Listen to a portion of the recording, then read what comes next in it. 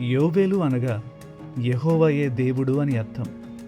ఇతడు ఇశ్రాయేలీలకు విపత్కరమైన పరిస్థితులు సంభవించినప్పుడు దేవుని పక్షాన మాట్లాడిన ప్రవక్త అని స్పష్టంగా తెలుస్తుంది. తన కాలంలో జీవించిన వారికి మాత్రమే కాకుండా భవిష్యత్ తరాలకు కూడా అంత్యకాలాన్ని గురించి, దేవుని తీర్పును గురించి ప్రకటించే గొప్ప బాధ్యత యోబేలుపై ఉంచబడింది.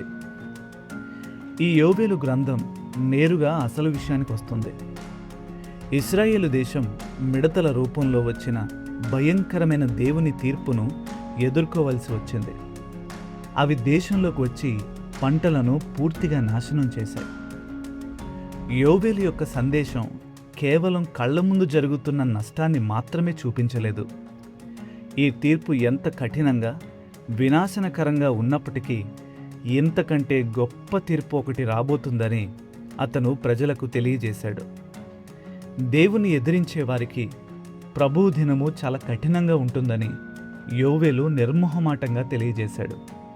అయితే ఈ మొత్తం సందర్భంలో మనం గమనించాల్సిన విషయం ఏమిటంటే, ప్రజలను శిక్షించడం లేదా వారిపై కష్టాలు తీసుకుని రావడం దేవునికి ఏమాత్రం సంతోషాన్నిచ్చే విషయం కాదు.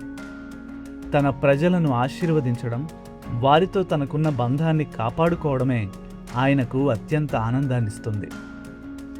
యోబేలు సందేశాన్ని వింటున్న ప్రజలు అద్వితీయ నిజదేవుడైన యెహోవాపై ప్రేమను కోల్పోయి తమ హృదయాలను ఇతర వ్యామోహాల కొరకు అమ్ముకున్నారు.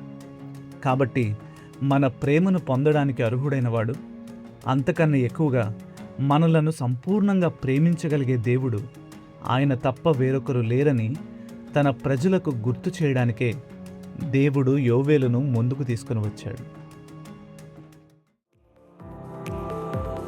బైబిల్ ఇన్ఫ్లుయెన్సర్స్ అనే సిరీస్ మీకు ఆశీర్వాదకరంగా ఉంటే మా ఈ ప్రయత్నానికి లైక్, షేర్ అండ్ సబ్స్క్రైబ్ చేసి మమ్మల్ని ప్రోత్సహించండి. మరొక కొత్త బైబిల్ ఇన్ఫ్లుయెన్సర్తో మీ ముందుకు వస్తాం. Until then, God bless you.